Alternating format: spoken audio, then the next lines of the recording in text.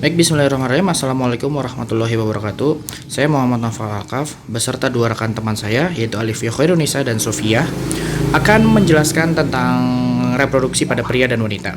Pada bagian saya akan menjelaskan tentang siklus hormonal yang terdapat pada reproduksi pria dan wanita.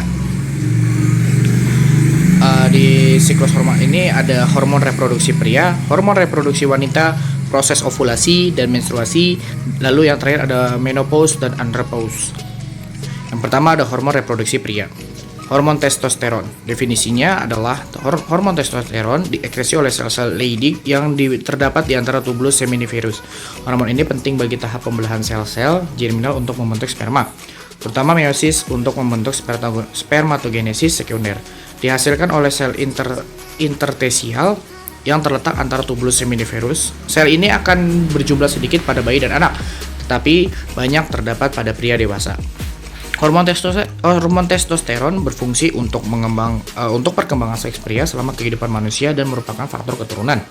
Lalu yang kedua ada sekresi testosteron mempengaruhi pertumbuhan sifat seksual sekunder pria mulai pada masa pubertas.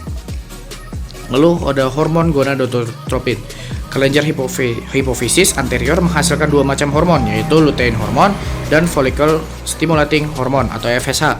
Bila testis dirangsang oleh LH dari kelenjar hipofisis, maka sekresi testosteron selama kehidupan fetus penting untuk peningkatan pembentukan organ seks pria. LH disekresi oleh kelenjar hipofisis anterior. LH berfungsi menstimulasi sel-sel Leydig untuk mensekresi testosteron. FSH juga disekresi oleh sel-sel kelenjar hipofisis anterior dan berfungsi menstimulasi sel-sel Sertoli. Tanpa stimulasi ini, pengubahan spermatid menjadi sperma tidak akan terjadi. Lalu ada hormon estrogen dan hormon pertumbuhan. Hormon estrogen dibentuk dari testosteron dan dirangsang oleh hormon perangsang folikel. Hormon ini memungkinkan spermatogenesis untuk menyekresi protein pengikat endogen untuk mengikat testosteron dan estrogen serta membawa keduanya ke dalam cairan lumen tubulus seminiferus untuk pematangan sperma. Lalu ada hormon pertumbuhan. Hormon pertumbuhan diperlukan untuk mengatur fungsi metabolisme testis.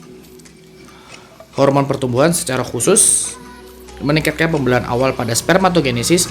Bila tidak terdapat hormon pertumbuhan, maka spermatogenesis sangat berkurang atau tidak ada sama sekali. Lalu yang kedua ada hormon reproduksi pada wanita. Yang pertama ada hormon GnRH atau gonadotropin releasing hormone diproduksi di hipotalamus, kemudian dilepaskan, berfungsi menstimulasi hipofisis anterior untuk memproduksi dan melepaskan hormon-hormon gonadotropin seperti FSH dan LH. Hormon FSH atau follicle stimulating hormone diproduksi di sel-sel basal hipofisis anterior sebagai respon terhadap GnRH. Berfungsi memicu pertumbuhan dan pematangan folikel dan sel-sel granulosa di ovarium wanita. Pada pria, pemicu pematangan sperma di testis. FSH berfungsi merangsang pematangan folikel dalam ovarium dan menghasilkan estrogen, mengendalikan ciri seksual pria dan wanita, penyebaran rambut, pembentukan otot, tekstur dan ketebalan kulit, suara, dan bahkan mungkin sifat kepribadian.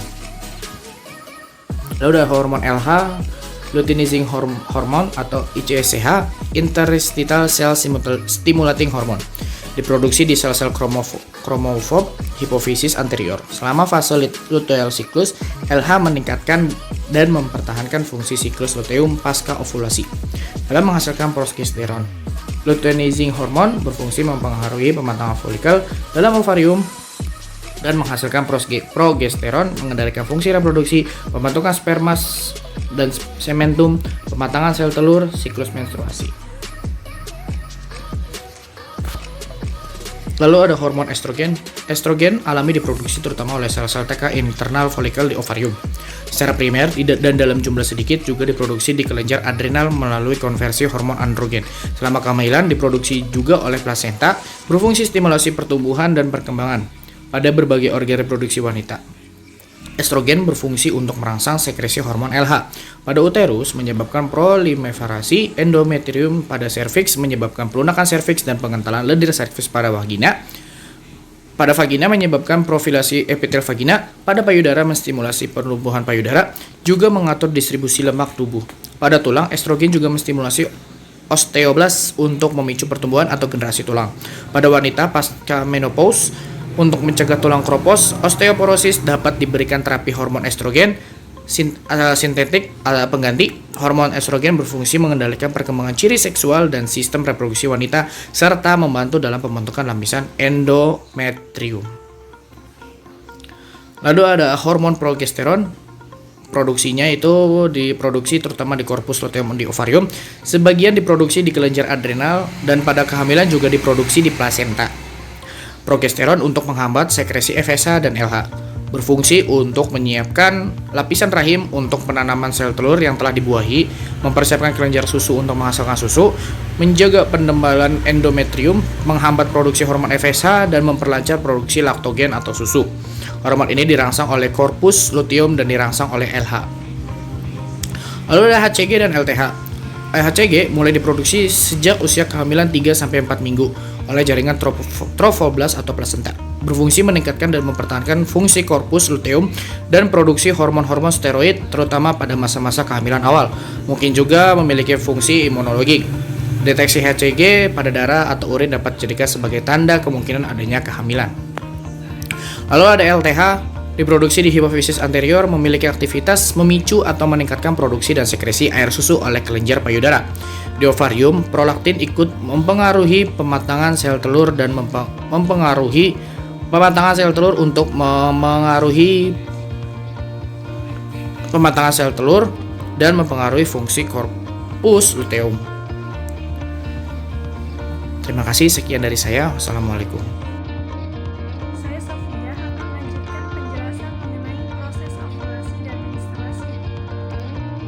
Proses menstruasi atau siklus menstruasi diatur oleh 5 jenis hormon. Di antaranya adalah hormon estrogen, progesteron, FSH atau follicle stimulating hormone, GnRH atau gonadotropin releasing hormone, dan LH atau luteinizing hormone. Menurut Marianti 2017 dalam SEPI 2019, berdasarkan perubahan kondisi rahim dan konsentrasi hormon, siklus menstruasi dibagi menjadi 4 fase. Di antaranya adalah fase menstruasi, fase folikuler, fase ovulasi, dan fase luteal.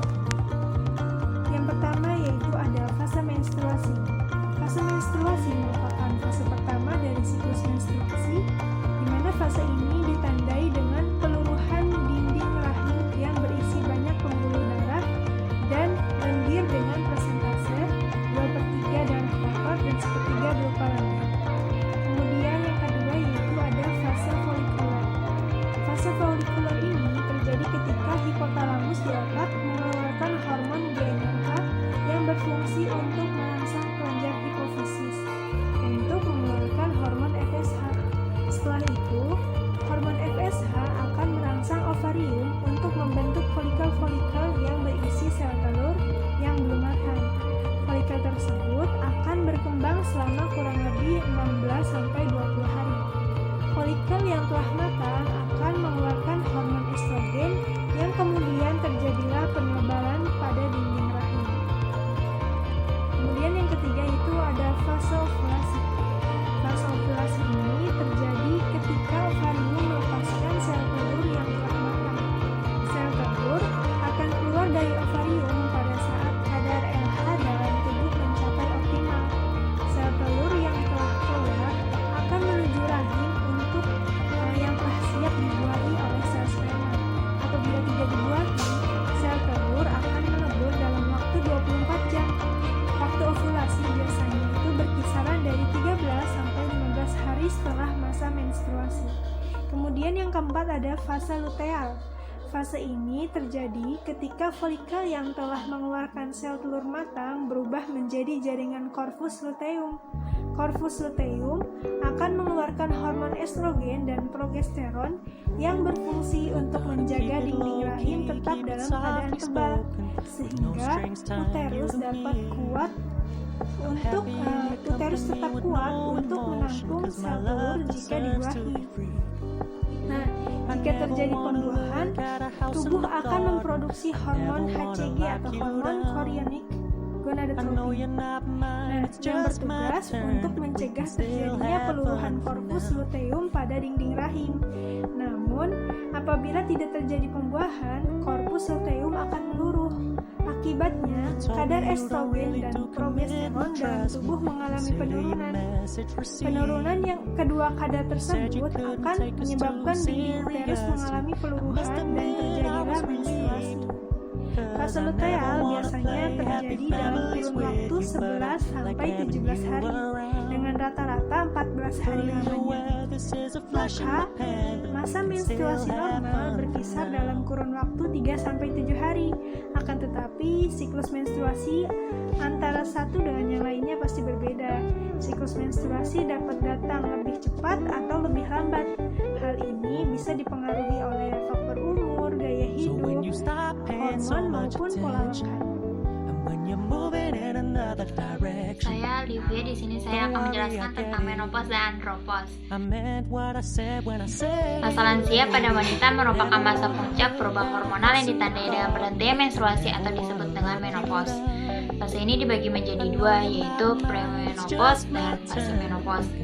Secara umum, menopause berarti berhentinya siklus menstruasi yang dialami oleh seorang wanita. Perkiraan rentang umur masa menopause di Indonesia yaitu 50-52 tahun.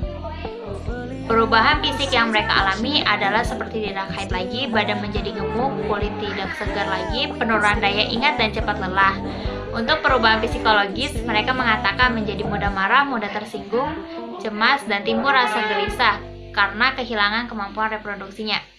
Perubahan psikis yang terjadi pada masa menopause dapat menimbulkan sikap yang berbeda-beda, di antaranya yaitu adanya suatu krisis yang dimanifestasikan dalam simptom psikologis, seperti depresi, mudah tersinggung, mudah marah, mudah curiga, diliputi banyak kecemasan, insomnia, atau tidak bisa tidur karena sangat bingung dan gelisah.